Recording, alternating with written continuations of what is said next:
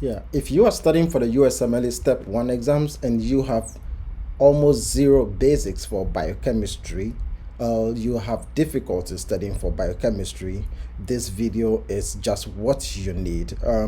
I intend to use this video to help students, especially IMGs who are struggling with biochemistry. Studying for biochemistry can be very difficult. It's one of the most difficult challenges in the prep for USMLE Step 1. If you are a returning subscriber, you are very much welcome to this channel, and thanks for watching this video. If you are a new person on our page, please subscribe and then hit the bell down there so that any video that we post in the future, you will be the first to be notified, so you can watch it and learn something for the step.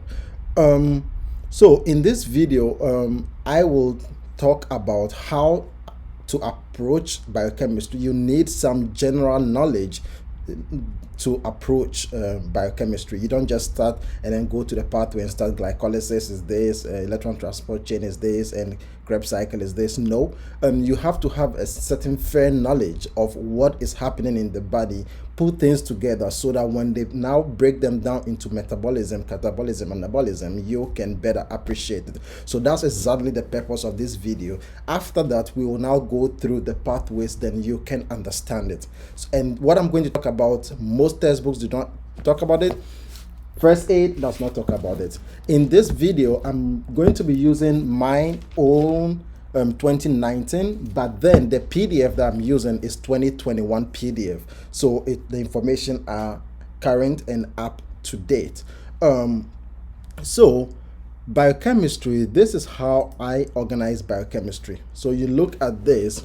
So in the human body, scientists discovered that the body is basically made up of 5 compounds. So if you look at these compounds, they are carbon, hydrogen, oxygen, nitrogen, and phosphorus. So they are the elements that make up the body, the basic elements.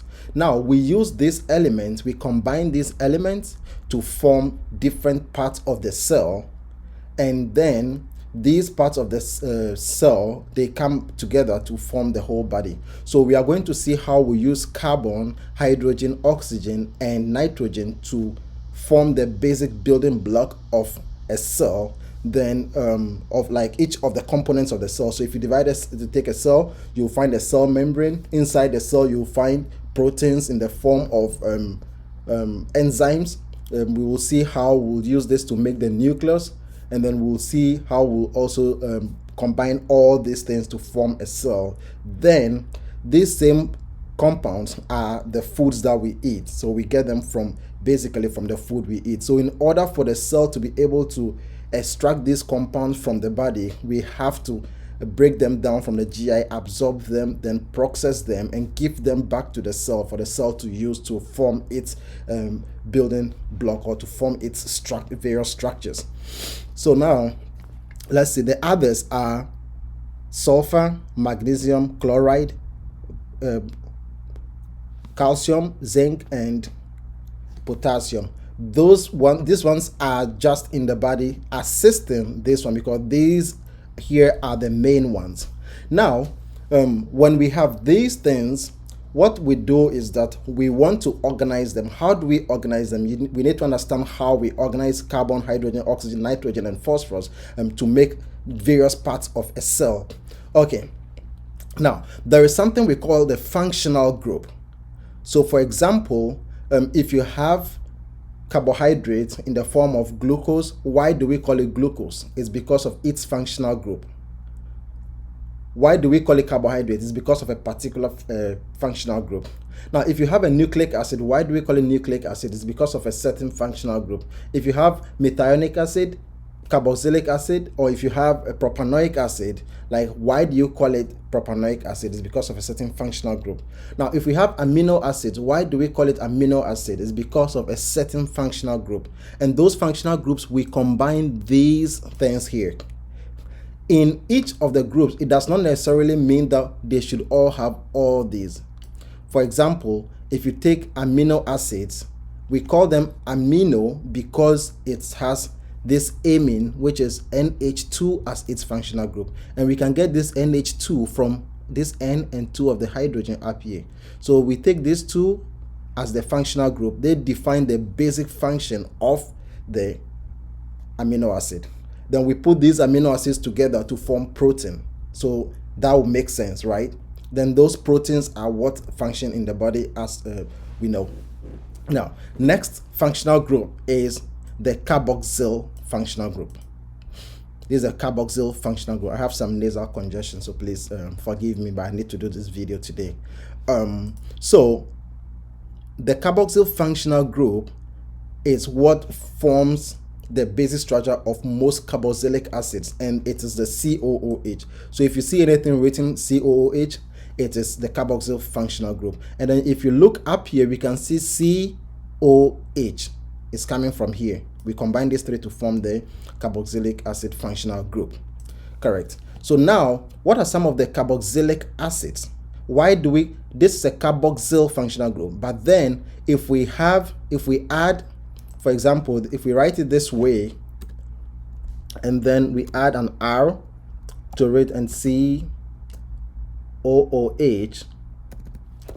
then now this RCOOH becomes the carboxylic acid.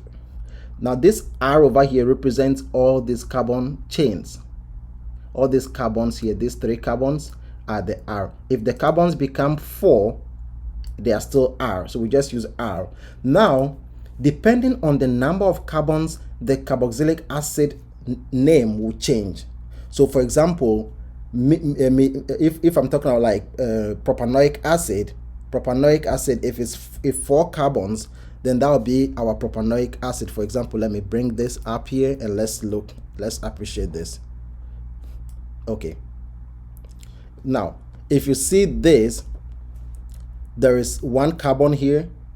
Okay, if you see this one is 1 carbon, it's just 1 carbon. So we call it, sorry, we call this one formic acid, which is a type of carboxylic acid. If you see this one is 2 carbons, so we call it, so the R now is the 2, right? 2 carbons. So this becomes our acetic acid. 3 is propanoic acid, so 3 carbons. Okay, so what we are going to do is that in the other chart, you will see that we will write, it's gonna be this way. Let me minimize this. Good. So with these 3 carbons over here, which is our R, which represents R, it's gonna be propanoic acid. If it becomes 4, it will be butyric acid. Okay, if it becomes 6, it will be benzoic acid, but then the benzoic acid has a benzene ring. So basically, this is how it is in the body. Okay, and now let's go to the amine. The amino acids, all amino acids will have this functional group. All carboxylic acids will have this functional group. That's why we can call it acid. Anytime you say there's an acid, if you see this, it's amine, or amino. Let me correct this. Amino functional group. Okay, yeah. So if you look here, depending on the number of carbons here, then the name of the type of amino acid is going to change. So we have different types of amino acid: aspartate, we have arginine, we have glutamine, we have like mention them. Okay, mention all the amino acids. Depending on the number of carbons, then their name also changes. But then the amino group is the NH2. The acid that we call is amino acid. The acid part of it, as we saw here, is the COOH. So all amino acids will have this basic structure. They'll have the amine group and then they'll have the acid group. Good. Now let's go to the next one, which is going to be our carbohydrates. Carbohydrates in the body come in the form of glucose, fructose, and galactose, which are our monosaccharides. Then we'll have the maltose, sucrose, and yeah. And so each of the carbohydrates also has this basic structure here, as we see over here. So you can again appreciate the fact that carbohydrates also are coming from these 3 things that I've mentioned over here, right? C, H, and O. Carbohydrates are also like this. We don't have to necessarily know the structure in space, or the shape of them, how they look like, we don't have to know as medical students. But then if you are able to know, for example, as we go through glycolysis, if you can know that, oh, at each stage the carbohydrate is breaking off, one of the C's are breaking off, then you realize that the carbon number of each of the carbohydrates will be breaking at every stage of the glycolytic pathway. So that is it. And now let's see, we also use these to make the nucleic acids. So the nucleic acid in the form of RNA and DNA. So in the nucleic acid, we have the sugars, which are carbohydrates, correct? We have nitrogenous base, which are from this same nitrogen that we talk about, the purines and then the pyrimidines. And then we also have the phosphates, which are also coming from this P over here, which is the phosphate. So this is how to appreciate biochemistry. You take these elements or molecules and put them together. Then you can either rearrange them in a different way to form your carbohydrates. You can also rearrange them to form fatty acids. Fatty acids are also carbon, like long chain carbon, like this. Carbon, then you have COOH at the end of the day, COOH. And they're also fatty acids. At the end of the day, we'll appreciate that also when we start our pathway. So I just want you to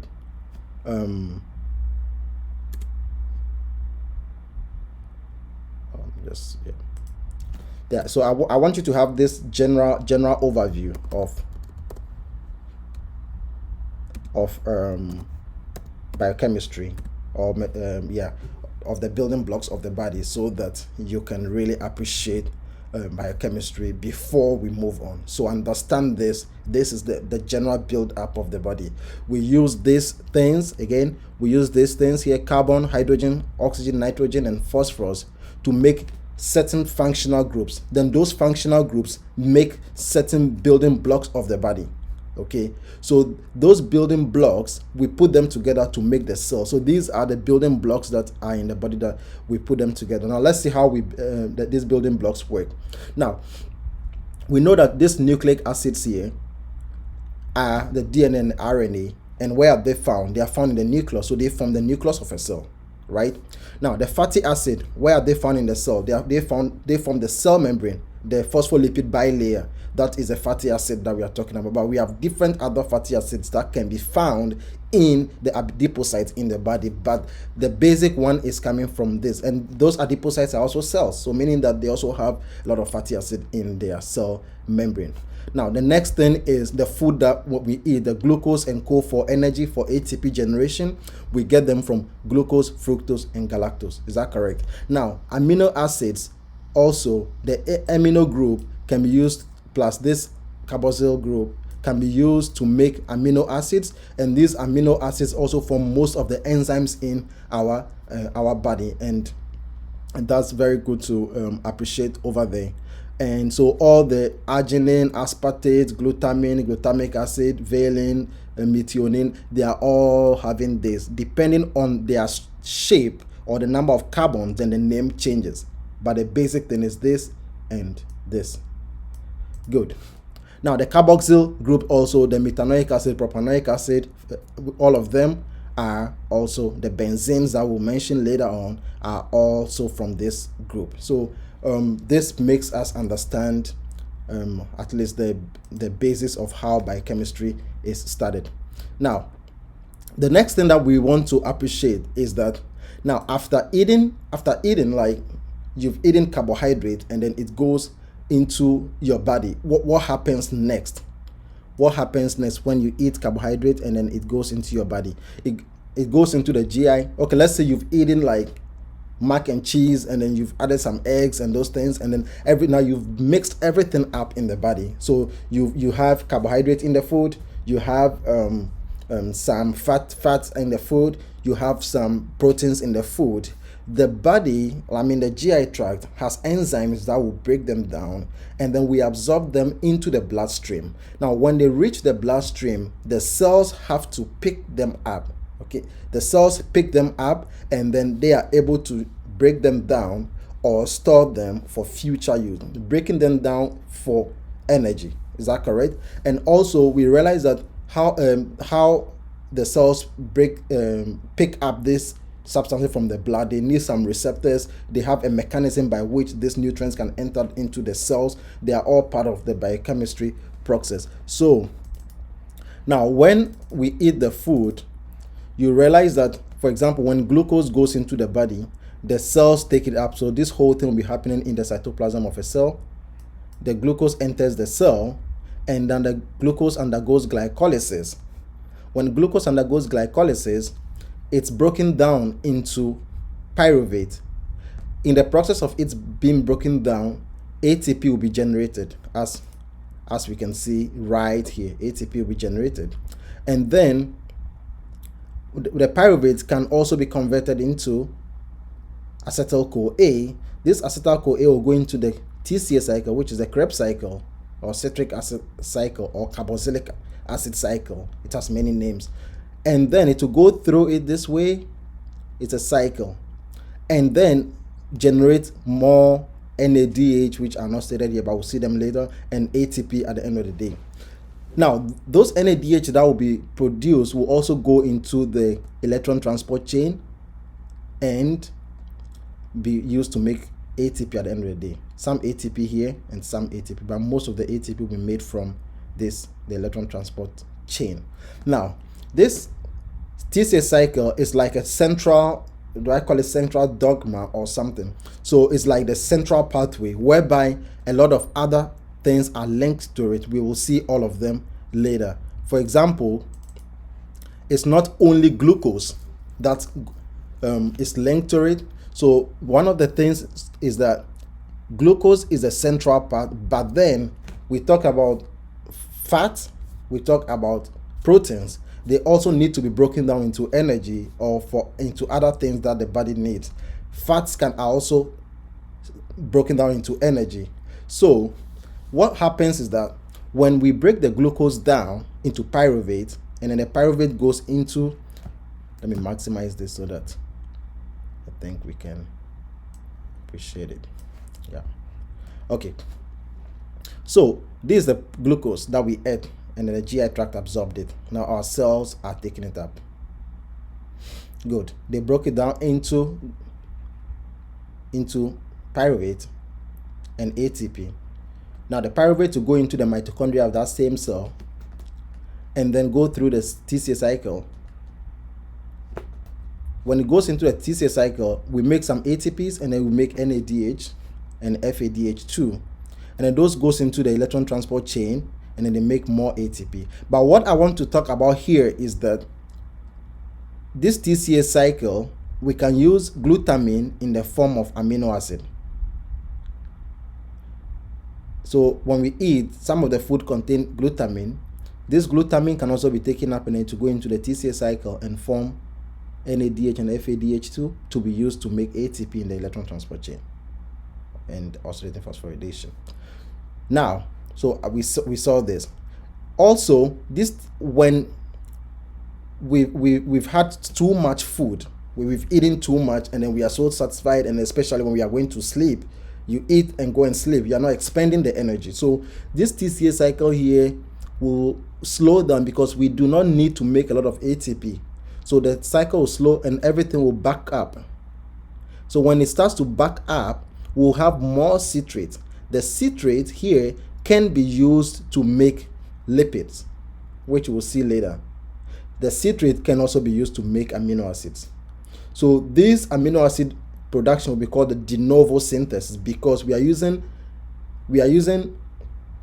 a different substance which is in the form of citrate, which is not related to amino acid, to make amino acid. So that's de novo synthesis. The same way we are using citrate to make lipid is de novo synthesis. De novo means new synthesis, just like gluconeogenesis, whereby we can also use other things. For example, we are using amino acids to make glucose. That's gluconeogenesis. That makes sense. If we are using oxaloacetate to make glucose, it's called gluconeogenesis. So this reaction is actually reversible. So we can bring lipids when we eat lipids, they can come into this cycle, the TCA cycle, and then form energy. When we eat glucose, glucose can come into the TCA cycle, and then we use the citrate from it to make lipids. We can use the same thing this way. So all these reactions are reversible. We can use these amino acids in the form of glutamine to go into this and then make glucose as well. So you can use glucose to make amino acids. You can use amino acids to make glucose. You can use fat. You can use glucose to make fat at the end of the day. So that's why we say when we eat too much carbs, the carbs can be converted into fat and be stored for future use. The same way where the glucose can be used to make nucleotides, which will be used to make nucleic acids like DNA and RNA. That's the pathway over here. And this is the pentose pathway here, which we use to make the ribulose 5-phosphate. To make, and in the process we use this one to reduce glutathione to remove the free radicals from the body. And also the malate over here can be used through the malate shuttle to make nucleotides. So we will appreciate all these things when we start.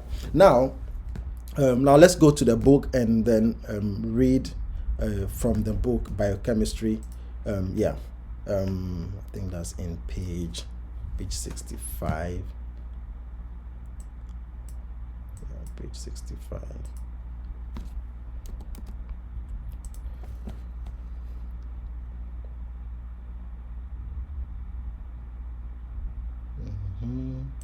Yeah. So before I begin, just to let you know, in the book, in the first aid, biochemistry has been organized into 3 divisions or 4 divisions. We have the molecular biochemistry, we have the cellular biochemistry, we have the genetic biochemistry, and then we have the nutrition biochemistry. So what we are doing now is the nutrition biochemistry. In other videos, we'll talk about the genetic parts also. So here, I'm going to use my book. I'm not going to read this thoroughly, but then I'm going to guide you as to how to understand these pages. And then if I have any questions that I remember from my reviews and how they want you to understand it, I will talk about it. So these are the essential fatty acids are here. The main ones that you want to know is this linoleic acid, and then you want to also know linolenic acid. Let me see. Yeah, okay. Good. So you want to know the linoleic acid and then the linolenic acid.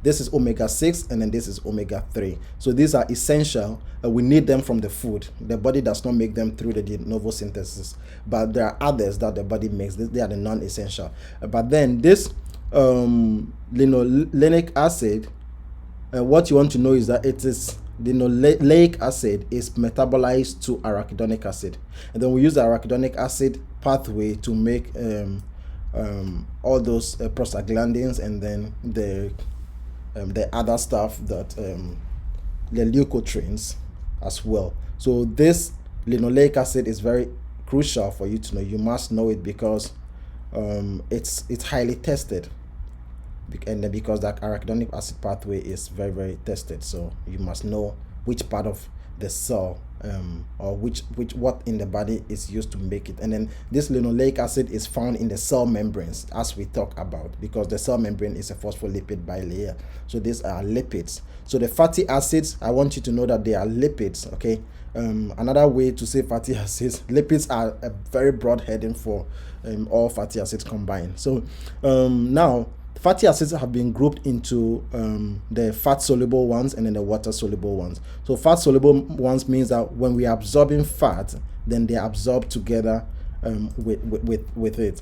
So my mnemonic is the ADEK, just as is here, ADEK. That's the mnemonic for the fat soluble vitamins. So you should know that if somebody has a malabsorption whereby they cannot absorb fat, then it means that they cannot absorb fat soluble vitamins as well. If someone has cystic fibrosis, someone has steatorrhea or celiac disease, or mineral oil intake can cause fatty acid fat soluble vitamin deficiency. So that's what you want to appreciate.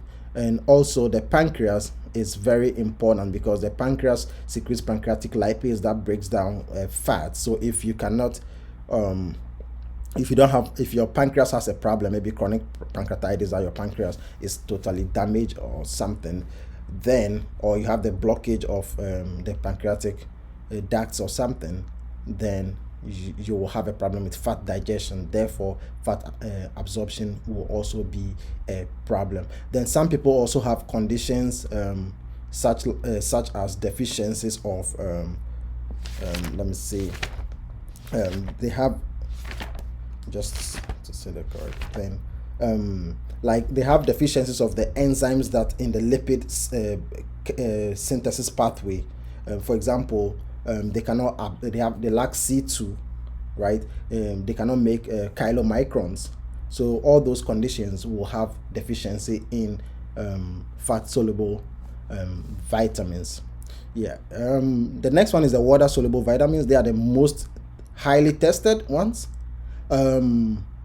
These days people get as much as 6 questions on these fat soluble vitamins, so you want to take this topic very, very serious. The thiamine, very important, riboflavin, the B3, that is NADH. So all these vitamins, they are helping in the metabolism that we talked about, whereby glucose is used through the glycolysis to make pyruvate. Then pyruvate goes into the TCA cycle, and then in the TCA cycle we continue to make NADH, and then the FAD. The NADH we talk about is the vitamin B3, just take note of that. And then the FADH2 is also vitamin B2. So when each of these are deficient, then wherever they play a role in the metabolism will also be deficient. Biotin is also very, very important, and pyridoxine is also very important. We'll look at each of them separately. So vitamin B deficiency has all this dermatitis, glossitis, and diarrhea. That's usually vitamin B3 deficiency. Let's continue to the next page. I think I'm missing one page here, I don't know. Now let's go to vitamin A, and as from the mnemonic we said ADEC, vitamin A is a fat soluble vitamin, and over here we know that it's an antioxidant, very, very important. It's an antioxidant. Antioxidant means that it helps to clear free radicals from the body. And when I say free radicals are things that end products of metabolism that are not needed in the body, like the superoxides, the O2 minus, and all those things. Like when we are walking around, the fumes that we inhale, they are all free radicals, and then they are toxic to the body. They can penetrate the cell membrane and go into the nucleus and cause DNA damage, and then they'll cause mutations, and that can cause cancers.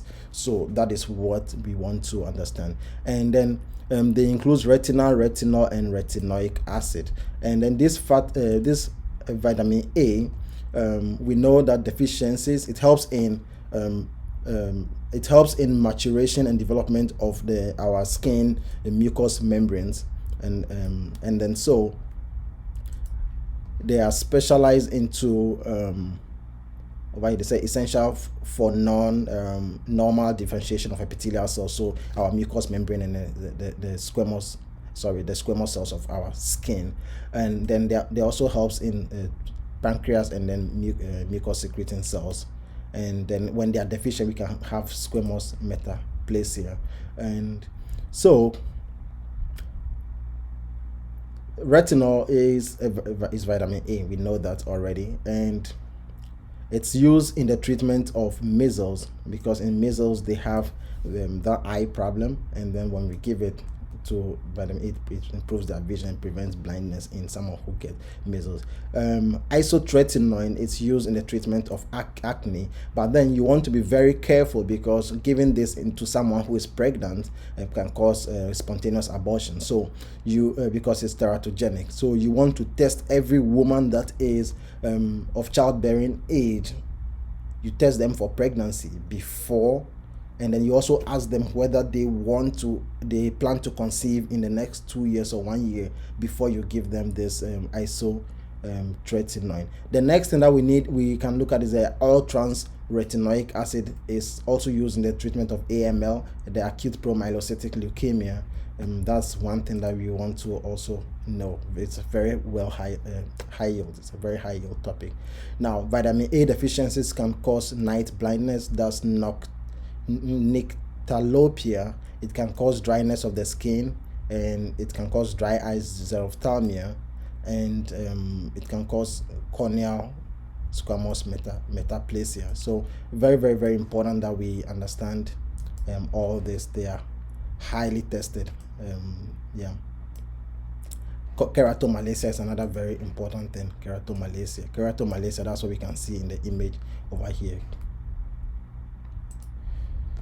So excess of it, when it's excess, what does it cause? Very important. You have to know that increased ICP. There are other things that cause increased ICP. So you should know which drugs can cause idiopathic intracranial hypertension also.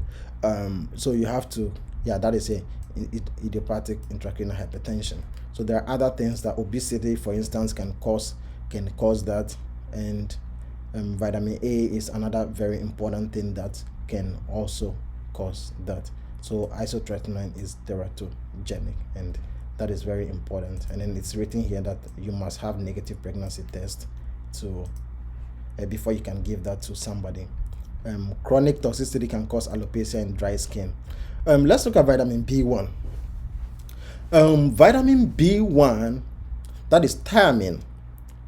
Thiamine, very, very, very important, because we all know that alcoholics are deficient of this, and then you want to supplement them with this plus glucose, because deficiency of this in them can cause Wernicke encephalopathy, and that is not good because it causes memory loss, and we don't want that. So so in this thiamine, it forms part of a group of enzymes that we call the thiamine pyrophosphate, and then this thiamine pyrophosphate, it's found in the dehydrogenase enzymes. So example, the pyruvate dehydrogenase complex has this thiamine pyrophosphate in it, or vitamin B1 in it. So these are some of the enzymes that have thiamine in it. We have the branch chain ketoacid dehydrogenase. We also have the alpha ketoglutarate dehydrogenase complex, and I call them complex because it's not just one enzyme.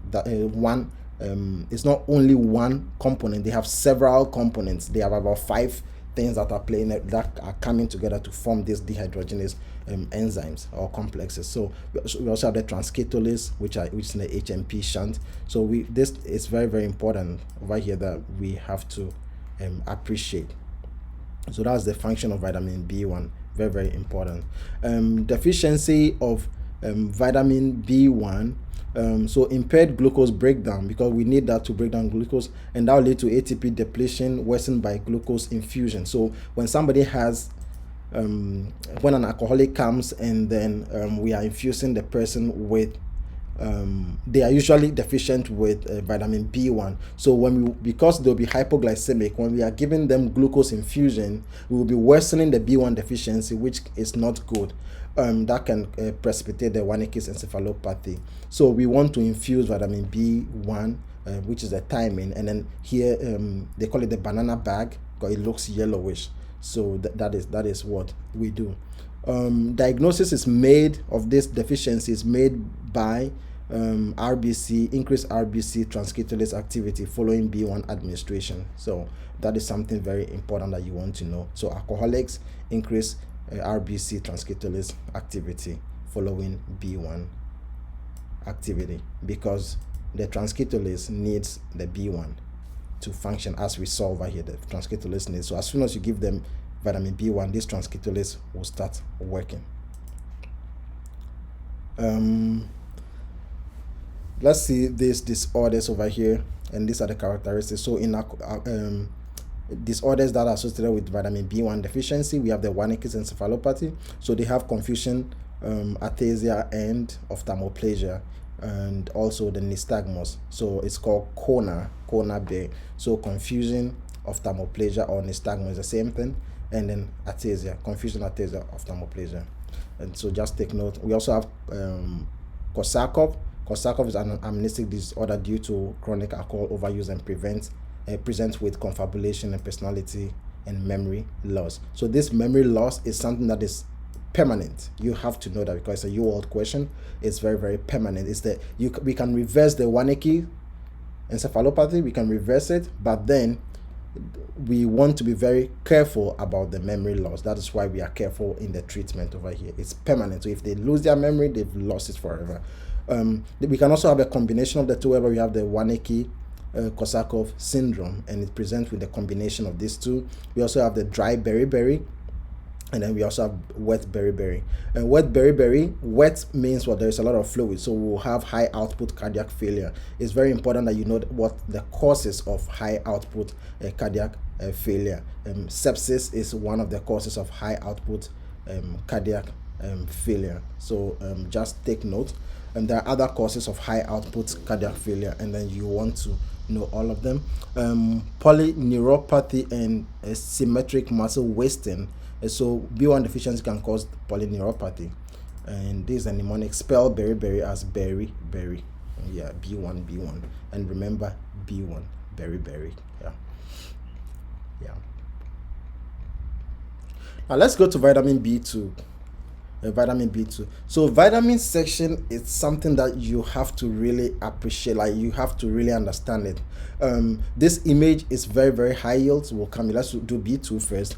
Vitamin B2, also called riboflavin, as we saw we'll come to the electron transport chain in glycolysis, whereby vitamin B2 and B3 are very important. They form, so B2, another name is the FAD, flavin flavin mononucleotide here. Flavin mononucleotide is adenine dinucleotide. Yeah, this flavin adenine dinucleotide, flavin mononucleotide here.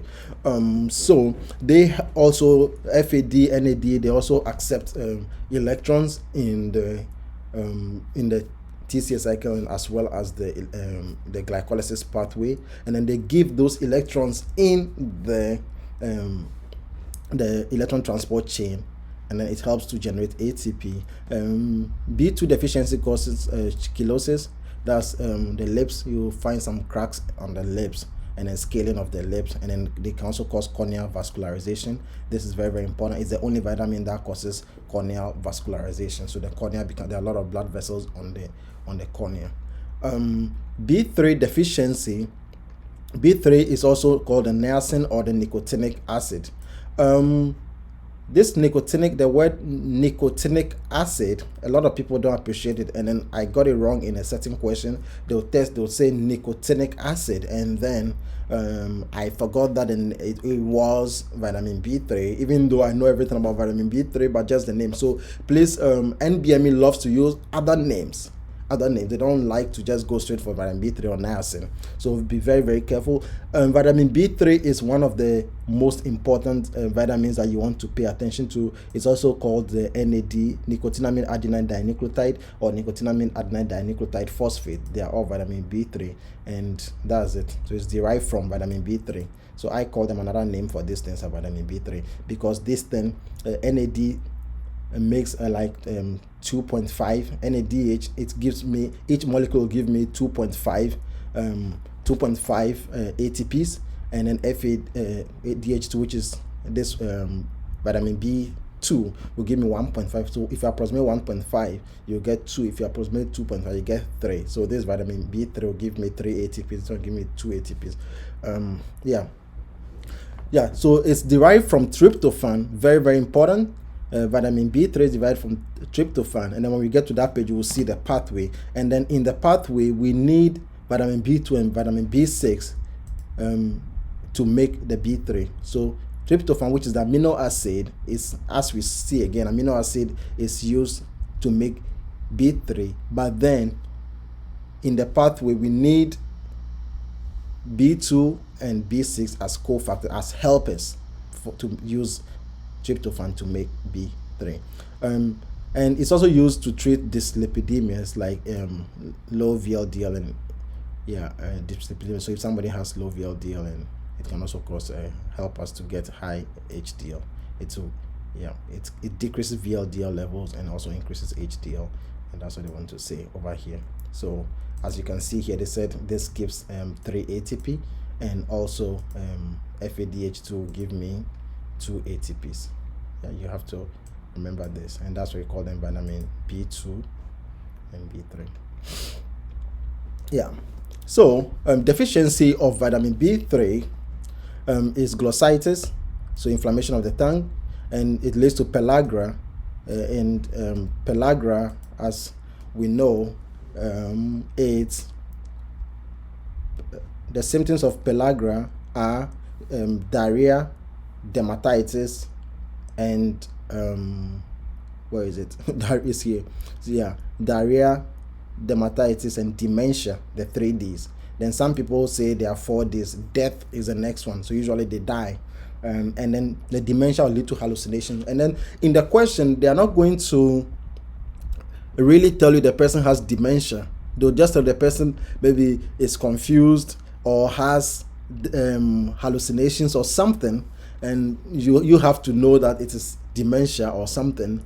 And so the 3 Ds, usually they give you this picture. It's very, very high yield. This is an NBME image, and then they tell you, they just show you the image, and then they'll ask you what is deficient, and then sometimes they'll tell you nicotinamide, they'll tell you niacin, or sometimes it's not that, it is adenine, because this one is used to make nicotinamide adenine dinucleotide. So adenine is something that you want to pay attention to, because an NBME question had adenine as the answer. So just take note. You may know that it's B3, but you don't find B3 in the answer. It's niacin, you don't find niacin in the answer, you don't find this, it's gonna be adenine. So please take note of that. Excess of vitamin B3 gives us facial flushing, and yeah, induced by prostaglandin, not histamine. So it's the prostaglandin that causes it. This is a high yield question that they usually ask. So so the flushing in vitamin B3 excess is due to prostaglandin and not from histamine, and can avoid by taking aspirin. So we add aspirin to it, and that is very important. So when somebody has, for example, we are giving this as a lipid lowering drug, B3, and then the person has flushing or something, we just add aspirin to it, and that can prevent the flushing. And excess can also cause hyperglycemia and hyperuricemia, which are low yield anyway. So excess vitamin B3 can lead to pellagra, and that's gout, and overdose can cause excess. Now let's look at vitamin B5. Later we'll see there are more details in this, and then we'll see all of them, because we'll see where they are linked to serotonin, and then where it's also lead to melatonin production, and then we'll see where it's linked to carcinoid syndrome. But now let's just look at this. Okay, before then, let's talk about Hartnup disease. So Hartnup is an autosomal recessive disease. It's deficiency of neutral amino acids, example tryptophan transporters in the proximal renal tube. So in the proximal renal tube, we cannot absorb these things, so we just lose them into the urine, and then in the enterocytes as well. So we are not able to absorb them, and then we will lose vitamin B3. That is Hartnup disease, and it's not any complex thing.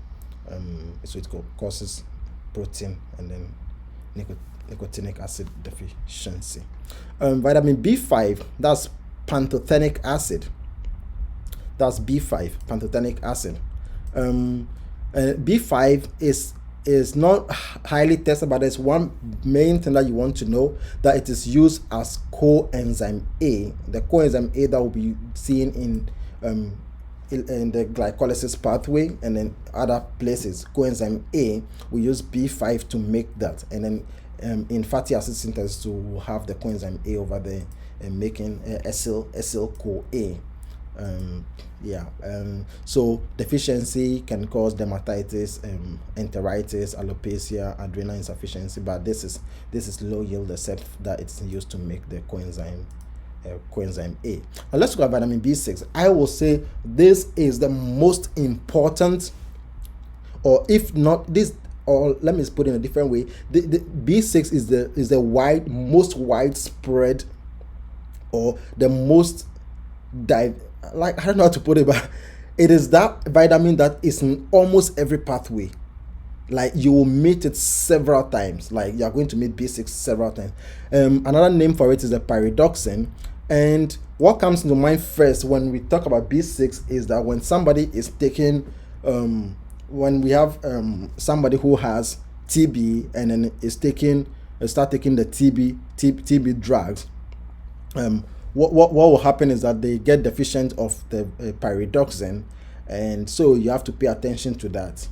When they start taking isoniazid will cause pyridoxine deficiency. That's B6 deficiency. So we want to replace that. It's converted to pyridoxal phosphate, a cofactor in the transamination. That's AST and AST decarboxylation reactions, and also glycogen phosphorylase reaction. So we'll see all this later on. We understand them better. Synthesis of glutathione, cystathione, heme, niacin, histamine, neurotransmitters including serotonin, epinephrine, norepinephrine, dopamine, and GABA. So we can see that, as I said, it is the one that you will meet in almost a lot of pathways. Like, almost every pathway will have this. So take very good note of vitamin B6 deficiency. Very, very high yield. This is very high yield. You want to pay attention to it. Don't go into the exam without knowing these vitamins that I'm highlighting. Yeah. B3, know everything about it. B6, know everything about it. Okay. Deficiency will cause convulsion, it causes hyper irritability, it causes peripheral neuropathy. You want to know this. Peripheral neuropathy, very important. And that's why it's inducible by isoniazid. As I said, in someone who has TB and start taking isoniazid, they get this. They also can also get sideroblastic anemia due to impaired hemoglobin synthesis. So when we get to iron, we will see how sideroblastic anemia develops. Vitamin B7, this is biotin. So what comes to mind when I say biotin? Biotin, what you want to know is that when somebody takes a raw egg, okay, they have something in it called avidin. This avidin can cause biotin deficiency, and biotin is very important in carboxylation reactions. Okay, so that's what you want to know. In carboxylation reactions, we use biotin. In decarboxylation reactions, we use vitamin B6. So D means we've removed a carbon, right? Decarboxylation, so that's 6. D is 6, is decreased. And then carboxylation, we use B7. So you can see all this, they'll call them pyruvate carboxylase. It's carboxylation, adding a carbon to it. So meaning that 3 carbons will move into 4 carbons. For pyruvate, forming oxaloacetate. Oxaloacetate is 4 carbons, pyruvate is 3 carbons. Acyl-CoA carboxylase is also carboxylation, right? And that's where you see fatty acid. When we are making fatty acids, you will see that from here we get from 2 carbons we get malonyl-CoA, which is 3 carbon. Then from malonyl-CoA we can also make we can use from 3 carbons we can make 4 carbons, which is methyl malonyl-CoA, and then we can also use propenyl-CoA to make methyl malonyl-CoA. And then so you can see that in all of the reactions we are just adding 1 carbon to it. And deficiency can cause dermatitis, enteritis, alopecia, and caused by long-term antibiotic overuse and excessive ingestion of raw egg white. And it's so it's in the egg white, the white part of the egg. That's which contains the avidin, and that can cause biotin deficiency because it binds to the biotin. Now let's look at vitamin B9, also called a folate or folic acid. Folic acid is also a very important vitamin that we need to know. It's given to pregnant women to prevent a neural tube defect. Converted to tetrahydrofolic acid, it's a coenzyme for 1 carbon transfer or methylation reaction. So 1 carbon transfer is that when we need to transfer a single molecule of carbon to a certain compound, we use the we use the vitamin B9, which is the folate. And so this is going to take me to, let me see if they talk about it. If they go here, they talk about it. They go hand in hand. So B9, which is the folic, that's the folic acid, and vitamin B12, they go hand in hand. So I'm going to explain this quickly, then we go through both of them together. So what happens is that we want, at the end of the day, to be able to donate one carbon to something, to a reaction, so the reaction can proceed. But first of all, when we eat folic acid, it's methylated or methylated. It's methylated. So we take this folic acid, the methylated one, and we give the methyl group. That's what we need, because that's the carbon. We give the methyl group to B12, then B12 will hold it in its hand. Then this now becomes the tetrahydrofolate, or this methylated tetrahydrofolate becomes tetrahydrofolate. Why is it methylated? Because it's inactive. Anytime something is methylated in biochemistry or in chemistry, it is inactive. So when we remove it, here becomes active. We can reconvert it back to this. But now we are not going to use this. We just need a methyl group. So we give the methyl group to B12, and then B12 wants to pass the methyl group to homocysteine. Then homocysteine plus the methyl group will form methionine, like that, or methionine. It depends on how you want to call it. Okay, so again, when we eat, this is how we ate the B12, the folic acid. It's methylated tetrahydrofolate. Now B12 will accept the methyl group, then the folate is converted to this. Forget about this part. Forget about this. This CH3 is in the B12 here. So B12 is holding the CH3. Now B12 will now pass the CH3 to homocysteine. Homocysteine plus the CH3 will form methionine. The enzyme that does that is called methionine synthase, because it's making methionine. Now methionine is converted into SAM.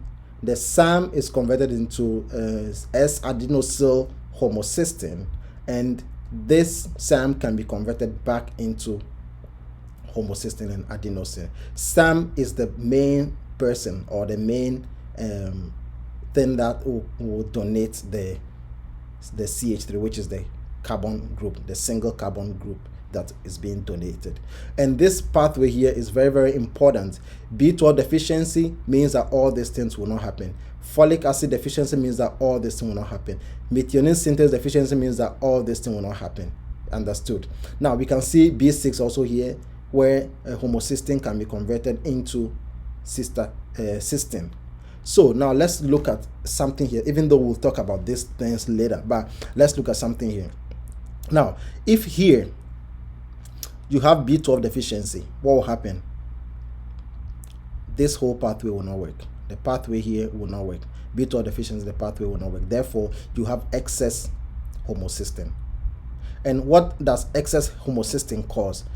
Usually they'll cause damage to the blood vessels, so we'll have hypercoagulability in the blood, and the person will start having blood clots, right? That's homocysteine. And then they also have that's what will happen. Then if we have excess homocysteine will now be converted into cysteine, because we have excess of this.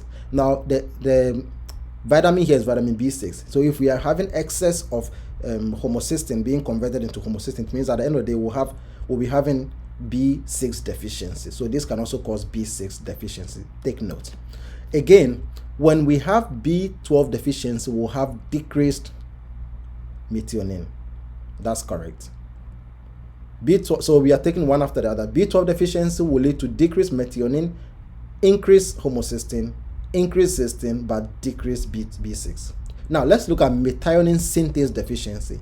Methionine synthase deficiency is called homocysteinuria. Like, that is the main enzyme. So yeah, they call it methionine beta.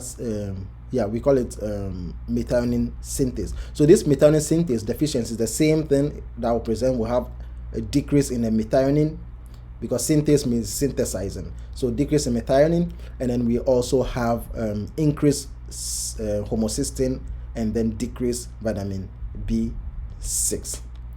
Wow, that is it. Okay, now if somebody has homocystinuria, the enzyme is not written here, but it is here.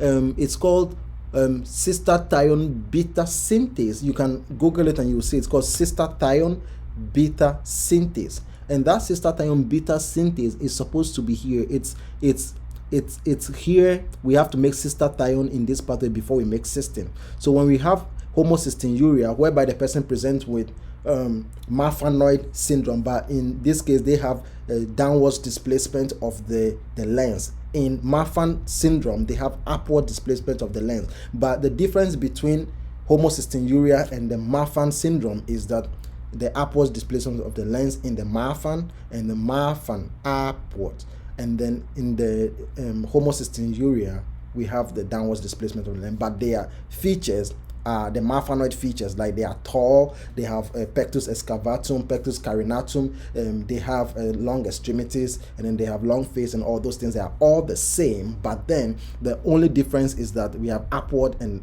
then downward displacement of the lens.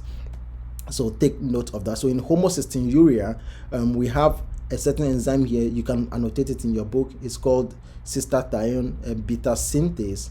And deficiency of this will mean that we'll have excess homocysteine that can cause the Marfanoid syndrome and also blood clots. And then if we have excess homocysteine, then we'll be having what? This enzyme will be hyperfunctional. If it's being hyperfunctional, then cystathione methionine synthase will be hyperfunctional. We'll have excess methionine as well. But then as this disease continues, we are going to have B12 deficiency. So just understand the pathway, and that is very, very important. They don't test about all this part. They only test about B12 in relation to homocysteine. They test about, because you have to be able to differentiate if someone has B12 deficiency and also if someone has methionine deficiency, or if someone has cystathione beta synthase deficiency. Like, you have to be able to differentiate. Okay, yeah. Now let's go up to this. So I've summarized the most important part over there. So that's folate. So it's converted into tetrahydrofolate. It's a coenzyme. It's a 1 carbon transfer or methylation. Yeah, and it's important in the synthesis of DNA. So in DNA synthesis, we need tetrahydrofolate, which is folic acid. And then if you want me to take you to that page, I think it should be in page 36 or so, if I remember. Page 36, that's correct. So let me search for page 36. Yeah, sometimes if you study that page, because the page is very important to me, so when you study it for several times, you just know it like that. So page 36 is here. So in page 36, you can see here, this is pyrimidine and this is purine. By the end of the day, we want to make, well, DTMP. We want to make DTMP. So this DTMP is what we are going to, the final thing that we are making, so we can use to make, we are using them to make DNAs, right? So we can see tetrahydrofolate over here. So this is where it is. We have the dihydrofolate reductase that reduces the dihydrofolate into tetrahydrofolate. More hydrogen means that it's being reduced. So tetrahydrofolate is a reduced form of the dihydrofolate, and this is where we need it. And then if somebody has, let's say the person is pregnant and is taking methotrexate or taking trimethoprim, then they are going to have deficient this enzyme inhibited, and then that will cause neural tube defect, because we cannot make our DNA and RNAs that we need to for cell division. So we'll come to this pathway. I have a very good mnemonics over here for all this pathway and the drugs that are involved in each of the pathway. These drugs, you need to know all of them very well. So we'll come to this page in the future videos. Let's go back to our page 65. Page 65. Yeah. So now we're on page 69.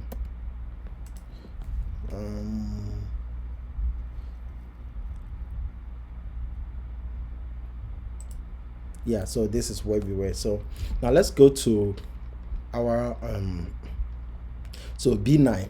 Vitamin B9 we said is using DNA synthesis, and it's found in green leafy vegetables. That's what you want to know. And folate in the foliage. Foliage is this thing, and it's absorbed, their leaves, right? And it's absorbed in the jejunum as well. So very, very important that you should know that folic acid is absorbed in the jejunum. There's small reserve pool that are stored in the liver, very little in the liver.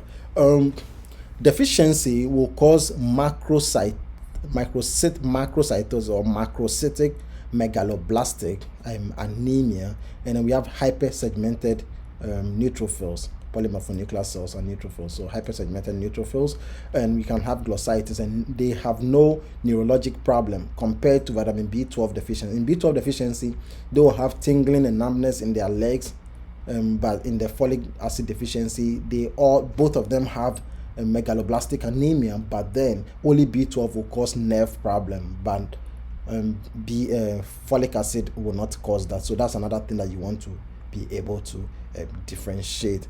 The labs, as we said earlier on, if you remember the pathway, homocysteine levels will be high. Why? Because over here we are converting homocysteine to methionine using B12, right? B12 is holding this TH3 for us. So if we have deficiency of the B12, then it means that homocysteine will increase. And you have to know the symptoms of increased homocysteine in the body. Blood clot is the main thing. You'll start having blood clots because of the damage to the endothelium. It's toxic to the endothelium. And they also have normal malonic acid levels. They have normal malonic acid levels. If you want to understand this, then we have to go to probably page 74 to understand this. Page 74, I believe. Page 74 here. Page 74 here. Go 72, 73, 74 over here.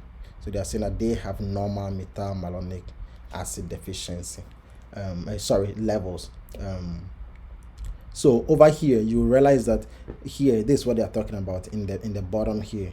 So in this place, we call it the vomit pathway, where the odd chain fatty acids can be converted and then into the succinyl-CoA to join the TCA cycle. So in B12 deficiency, this is the B12 deficiency here, you realize that malonyl-CoA is converted into succinyl-CoA, but when we have B12 deficiency, this one is not affected. It may be normal or increased. But then when you have the enzyme here, I think that's biotin deficiency here. If you have biotin deficiency, then metalmalonyl-CoA levels will be low, but propionyl-CoA will be high or low. So just take note, okay, when we have organic acidemia or organic acid problems, just take note. B12, very important. Know this pathway very well, this yellow thing here, very important. So no, B12 does not affect, or it will cause increased metalmalonic acid, but then biotin deficiency, biotin, which is I think B9, will cause decrease in the metalmalonyl-CoA. Yeah.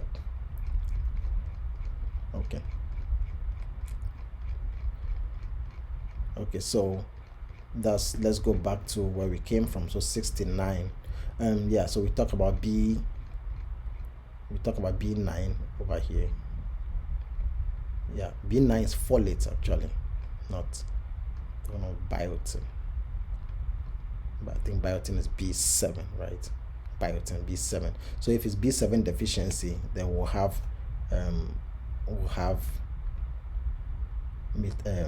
increase in the propionyl-CoA and decrease in the metalmalonyl-CoA, because it is here.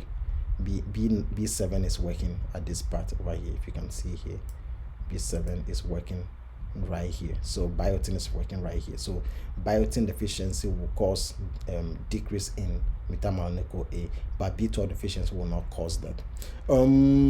Let's go to Vitamin B12 is another thing. I think we've talked about most of the stuff about B12. Know that it causes hypersegmented neutrophils and causes paresthesias, right, as we said already. What do we have to know here? B12, we saw it down there that it causes what? It does not affect, or it causes increase in the metalmalonyl-CoA, and it's a coenzyme for metalmalonyl-CoA mutase. Because if you look at that pathway on page 74, you will see that there's an enzyme there. They didn't write it over there, but where the B12 is, the enzyme that converts metalmalonyl-CoA to succinyl-CoA is called metalmalonyl-CoA mutase. Mutase means that the carbon numbers are the same. They all have 4 carbons, so it's the mutase that does that. And prolonged deficiency is irreversible. And one thing that you want to know about B12 deficiency is that it takes a very long time, like more than years. So if somebody has abdominal surgery or gastric removal or something or anything, and then maybe they've removed the terminal ileum, and then within 1 year the person start having a problem, most likely it's not B12 deficiency, because B12 deficiency takes several years to occur. So be careful. They usually like to trick us on kill banks like that. Deficiencies, causes of the deficiency are diphyllobothrum latum. Very important. This is I think a tapeworm or something. It causes B12 deficiency. Also, when they have sprue and enteritis, they can also have that. And achlorhydria, because we need acid, is the stomach acid, to help in the absorption of B12, and then we also need intrinsic factor to help in absorption of B12. So just take note. Prolonged alcoholism can cause that, but it should be prolonged, not just because in alcoholics it's nothing but they have decreased intake. Gastric bypass surgery can also cause that, and that can also cause that. And then resection can also cause that. Crohn's disease can cause it. Metformin use, people who are diabetic and they've been taking metformin for a very long time can cause it, or they have insufficient intake. Those who are vegans can have it. And B9 supplementation can mask the hematologic symptoms of B12, but not the neurologic symptoms. So when we have they have B12 deficiency and we give them B9, they can recover. But then that's folate. We give them folate, they can have micros, the size of the blood vessels, the size of the blood cell RBCs can come back to normal, but not the neurologic symptoms. Vitamin C is a water soluble vitamin, and in vitamin C is also called ascorbic acid, which we know, and it's an antioxidant as well. It's also facilitates absorption of iron. Vitamin C helps in iron absorption, and iron is absorbed in the duodenum. That is very important. All the things that they are divalent, all of them that are divalent has 2+. Anything that has 2+ on it is absorbed in the duodenum. You want to take note of that. Necessary for hydroxylation of purine and lysine in collagen synthesis. You want to take note of that. Very important. Vitamin C used in collagen synthesis. It's called hydroxylation reaction of this, and it's necessary in dopamine synthesis. Very important. Take note of this. Very, very, very high yield collagen synthesis. Conversion of dopamine to norepinephrine. Very, very important. We'll get to that place. It's found in fruits. So it's an ancillary treatment for hemoglobinemia by reducing Fe3+ to Fe2+. Scurvy, they have swollen gums, and then they have easy bruising, they have petechia, and anemia, poor wound healing, very important. And then they have perifollicular and supraosteal hemorrhages. So and then they have corkscrew hair. You realize that they'll give you a question whereby the person is they have some multiple red things at where the hair grows from the skin, the hair follicles. Like they have multiple red things, and that is follicular hemorrhages, and then that's vitamin C deficiency. They also have poor wound healing because of the collagen. The collagen is needed to heal our wounds, so if it's not there, we'll have poor wound healing. And it also causes weak immune response. So deficiency is precipitated by diet and toast. Tea and toast. And so scurvy, that's what we have. Excess can cause vomiting, and then nausea, diarrhea, fatigue, and calcium. That's not something that is really common that we know of. Let's go to vitamin D. Vitamin D is another very important subject. Vitamin D, it helps. First of all, let's understand that we get cholecalciferol from exposure to of the skin to the sun. That's the stratum basale, and ingestion of fish, milk, plants. And then vitamin D2, that is the egocalciferol, that is from plants in general, but then vitamin D3 is from animal source. So let's take note of that.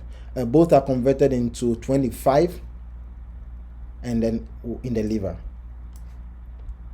Then the liver will pass this 25 hydroxy D3 to the kidney, where the kidney will add 1 to it to make 125. That is calcitrol. This calcitrol is in a drug form that is sold in the market. So if somebody has kidney disease, they'll be lacking the 125.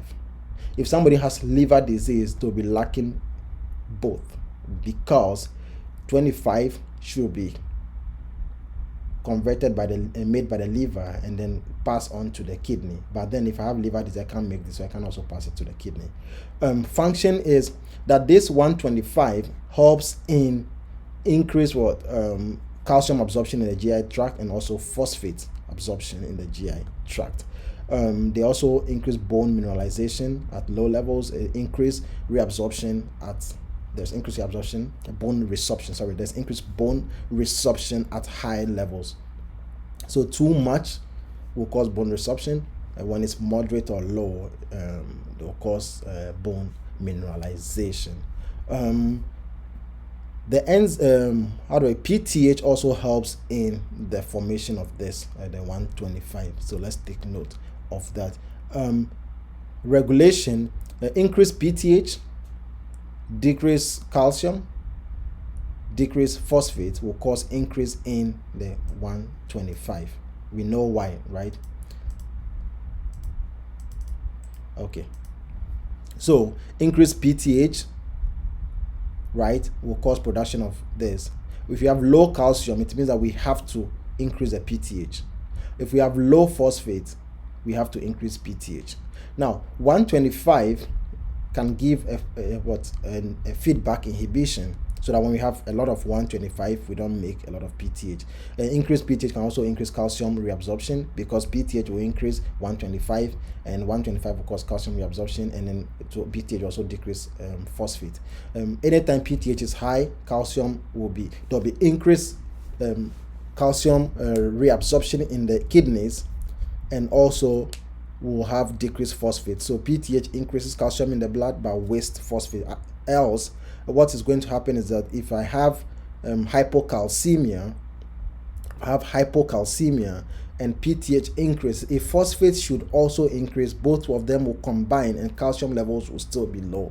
So that's what happens. But in somebody with renal failure, you want to pay attention, because the boards love combining this line here with renal failure, because when I have renal failure, PTH will increase calcium reabsorption, right? But then that's calcium reabsorption from the bones, right? PTH will increase calcium resorption from the bone. Now, at the same time, it needs to trash the phosphate from the kidney, but the kidneys have failed. So you realize that when someone has kidney failure, they'll have low calcium, increased PTH, and then they'll still have increased phosphate, because the kidney cannot trash the phosphate. So take note of that.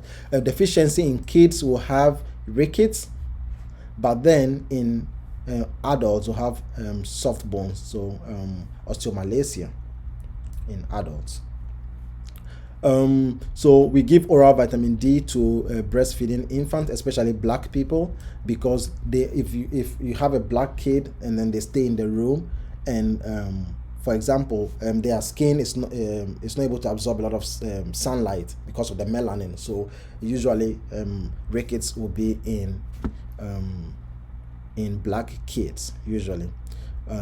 So they'll always give you a question. They'll say that, or a child from a newborn from Nigeria, or this has this and that. You have to know that it is due to lack of vitamin D. Excess will cause hypercalcemia, and we know what hypercalcemia will do. Hypercalciuria also be there. They have lack of appetite, and when we have deficiency, also we can also have deficiency of vitamin D will cause hypocalcemia, right? If you have less calcium, what are you going to have? You have tingling sensation, the Trousseau sign, and then the Chivostek sign, and we'll have all those things. And let's go to vitamin E. Vitamin E is known as a tocopherol, or the other one I don't know, tocotrienol. Function is antioxidant as well. It protects the RBCs and then their membranes and from free radicals. Those free radicals, you can penetrate the membrane and break down the RBCs. So if somebody has deficiency of vitamin E, what will happen is that they'll be having anemia, and then in the blood when we take the blood sample and we do the blood smear, they'll be having hemolytic anemia. So vitamin E can cause hemolytic anemia. And when somebody comes with anemia, and then you are it is a vitamin deficiency, you realize that vitamin E will not cause the tingling sensation in the legs versus vitamin B12. They don't have the neurologic symptoms versus B12. So over here you will see the written neurologic presentation may appear similar to vitamin B12 deficiency, but without megaloblastic anemia. Okay, so probably I said it wrong, so my bad. So they also have neurologic presentation because vitamin E prevents antioxidants from damaging the nerves membrane as well. But then the megaloblastic anemia will not be in vitamin E. So if the person has anemia and then have neurologic symptoms, or anemia and tingling in the limbs, it's vitamin E and vitamin B12 that can present like that. But then the difference will be that we will not have megaloblastic anemia, or will not have the hypersegmented neutrophils, or will also not have increased methylmalonic acid. So let's take note of that. They usually use this increased methylmalonic acid in a question, because they'll give it, if they want to test on B12, they'll tell you increased methylmalonic acid, but if they want to test on vitamin E, they'll tell you decreased methylmalonic acid or something, or they'll say it's normal methylmalonic acid means that it's vitamin E. Excess can cause enterocolitis in infants. High dose supplementation may alter metabolism of vitamin K, leading to enhanced anticoagulant effects of warfarin. Now let's look at vitamin K. Vitamin K, we have the phytominadione and then phylloquinone. Yeah, so the function of vitamin K is that it's activated by the epoxide reductase, okay, and then it causes gamma carboxylation of glutamic acid residues in the liver, and then that helps to cause maturation of clotting factors, that is factors 7, 9, 2, 7, we call them 1992. So 1992 mean that 2, 7, 9, and 10. 1972, I'm sorry, 1972, 2, 7, 9, and 10, 1972. So vitamin K will help in the gamma carboxylation. So in the carbon chains of these clotting factors, because they are proteins, right? So they have carbon chains, and then we have different types of carbon depending on how far they are from the functional group. We can call it the alpha carbon, beta carbon, delta carbon. We have the gamma carboxylation. Yeah. So we have the gamma carbon. We have the gamma carbon. So we will have carboxylation of that glutamic acid residue, or gamma carboxylation of glutamic acid residue. So when we take this, they have glutamic acid residues in them, and then we do gamma carboxylation using the vitamin K. So warfarin, again, before the warfarin, we also do the same thing for protein C. So simply you want to say vitamin K helps. You have to know this whole sentence. Vitamin K helps in gamma carboxylation of glutamic acid residues on 1972. That's 2, 7, 9, and 10 protein C and protein S. Okay, that's what you want to know. And warfarin inhibits the vitamin K dependent synthesis of these clotting factors. So that's what you want to know. So if warfarin can interrupt this, then it means that we will be lacking these clotting factors, so our blood will be thinner, and that is the reason why we are keeping warfarin. Warfarin is a blood thinner, so we want to give warfarin so the person doesn't have blood clots, and that is it. And deficiency will cause neonatal hemorrhage, because now they will lack all these clotting factors, so they will be having problem with intrinsic and extrinsic pathway. Extrinsic pathway factor 7, intrinsic pathways will be the rest of them, and then the common pathway factor 2 is in the common pathway, and then if you lack factor C and factor S, also you have increase in factor 5 and factor 8, because protein C and protein S cleaves factor 5 and factor 8. So if we lack protein C and protein S, will have increase in factor 8 and factor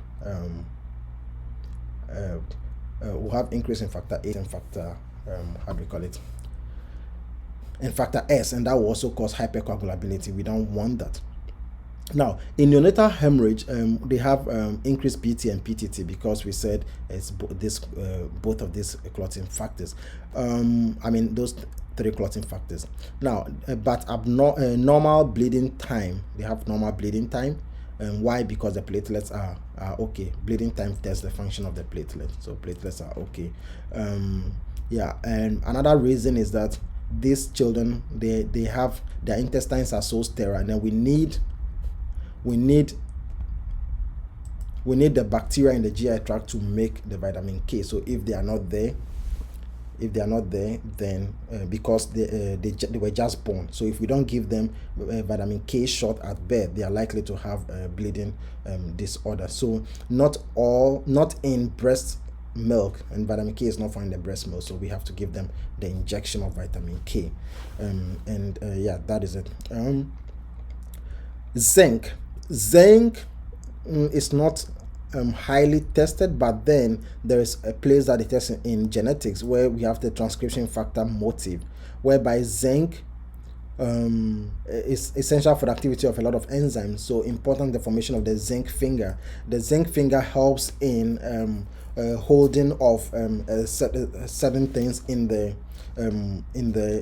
nucleus, whereby when we are making like we want to do transcription, we have these zinc motifs that can hold DNA binding proteins.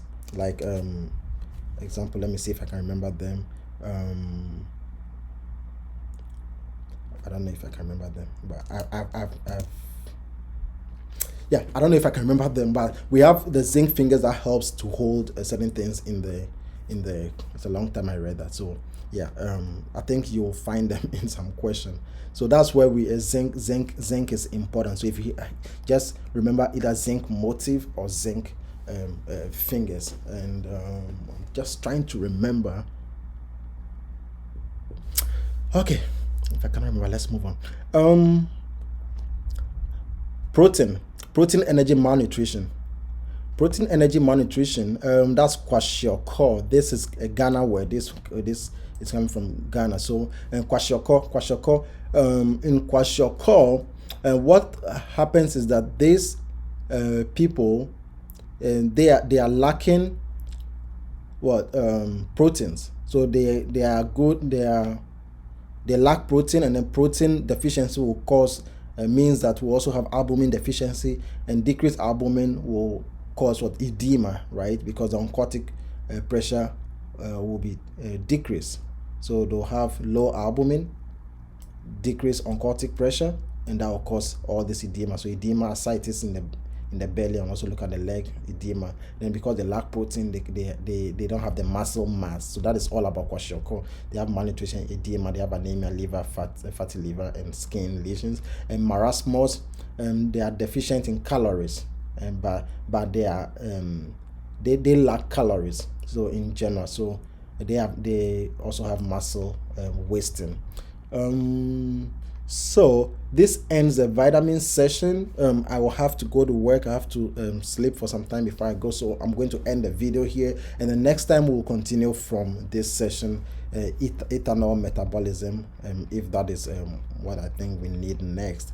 Yeah, so thanks for watching this video. I hope this helps somebody. I hope this gives someone the general overview, and you still have to read the book and pay attention to certain parts of the book, and about the things that I've highlighted, take very good note of them, because they show up in exams, in Q-Banks, in UWorld, your NBME, and even in the final exams. I saw some of this, and these pages that I've talked about today, very high yield. Subscribe to our channel if you have not done that yet, because in the future we are coming with high yield videos. And also click on the bell so that as soon as I post the video, you'll get a notification. Thanks, and then share with your friends. My name is Dr. Jerry, and I live in Houston, Texas. Thank you.